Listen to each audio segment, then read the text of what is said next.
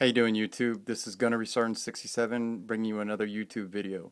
Today's YouTube video is going to be on SHTF / WROL gun repair parts and basically gun repair in a shit hits the fan scenario. Okay, what you got in front of you is basically some of the repair items that I've purchased over the last 2 months to fix 2 out of the 3 weapons that I have. I currently have one DPMS AP4 AR-15 chambered in 5.56/223, and then I also have a Beretta 9mm 92 FS, and I've got all the repair parts for that. Let's go ahead and dive into this, shall we? Now, first thing I've got right here is the 2 DPMS AR-15 lower receiver parts kits. Basically, these kits have in them a pistol grip. They've got a trigger, a hammer, the disconnector, selector, bolt catch spring, detent spring, bolt catch buffer, takedown detent, bolt catch magazine catch spring, bolt catch roll pin, magazine catch button, magazine catch, front pivot pin, hammer spring, trigger spring, pistol grip screw, pistol grip lock washer, selector spring, selector detent, hammer pin, takedown pin, trigger pin, disconnector spring, buffer retainer pin, buffer retainer spring, trigger guard, and trigger guard pin. That basically covers almost actually the whole lower receiver assembly for my AR-15. Now I have 2 of them in these packages from DPMS, and then I have a third one which is right here, which I had bought, and it's basically got everything that I just read off in there in here, so I basically have 2. So I can fix just about anything on my AR-15 up to 3 times. What I also purchased was this tiny AR field repair kit.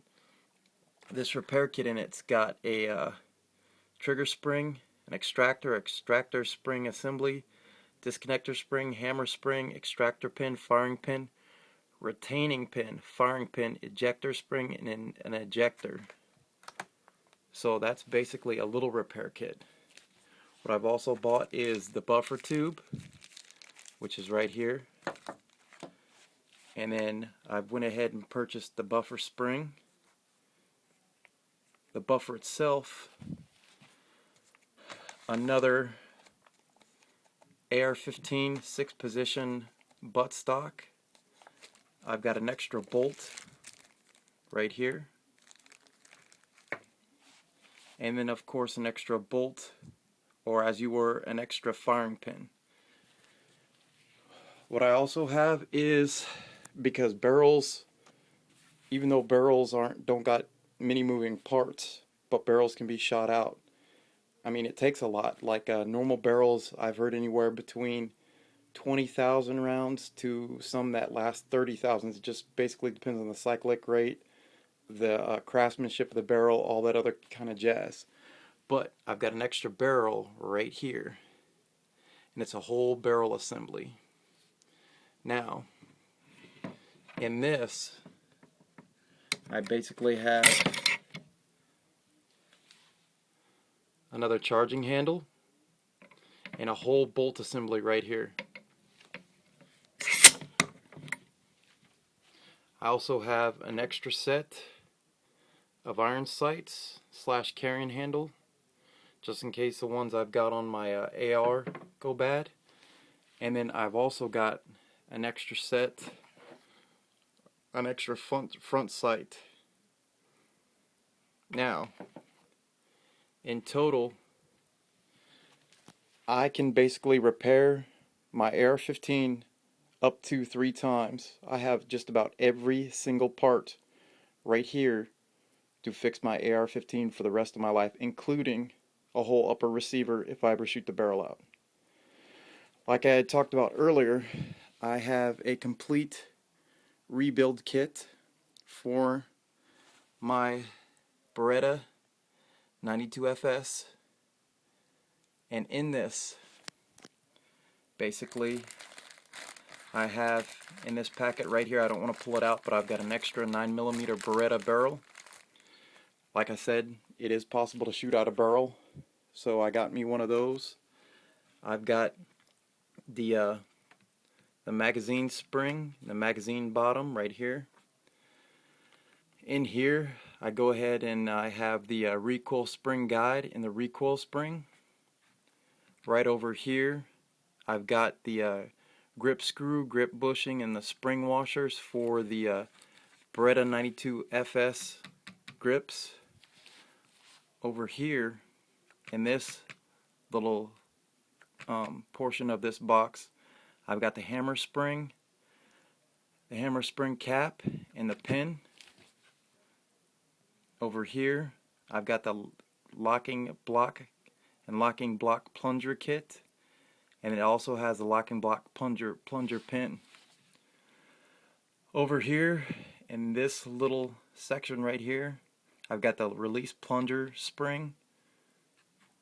Over here, I've got the extractor pin and the extractor spring. Over here, I've got the firing pin, catch pin, the firing pin, the catch pin, the safety lever plunger. Over here, I've got the sear spring and the sear pin. This section, I've got the firing pin and the fire pin spring. Over here, I've got the slide catch spring and the trigger bar spring. Right here, I've got the trigger spring. Right here, I've got the hammer release lever pin. And last but not least, I've got the magazine release button spring.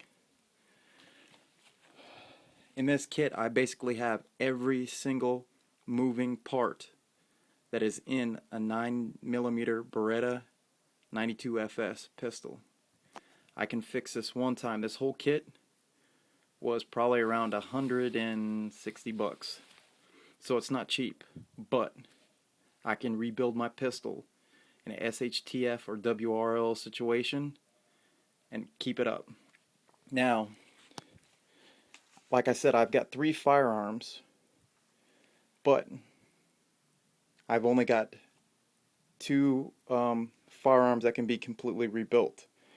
I do have a Remington Express Magnum 870 shotgun, and I'm actually saving up money for the trigger assembly, the breech bolt assembly, a 4-end with the bars, and then a new 18.5-inch barrel, so that way I can rebuild all 3 weapons. But to me, it's very important that I can sit down there and basically rebuild all my firearms once SHTF or WRL happens, because once that happens, you're not going to be able to find people as readily accessible as you can now to go ahead and fix our equipment. So you not only need to learn how to fix your own firearms, but you also need to make sure you stockpile the parts to maintain them. If you don't, they're eventually going to become paperweights. I do have, like I said, 3 firearms. I'm looking to buy 2 other ones once I get done buying all the repair parts for my 870 shotgun. I am going to try to go ahead and get a Ruger 1022 long rifle. And then after that, I'm going to try to go ahead and get an M1 A1 Garand from Springfield Armory. That way it rounds out all the 5 major calibers that are here on North America. So that's basically it. This is just my take on SHTF WRL gun repair and stockpiling gun parts. Go ahead and leave me a message on what you like, what you don't like, and I'll go ahead and get back to y'all later. Alright, Gunner Sergeant 67 out.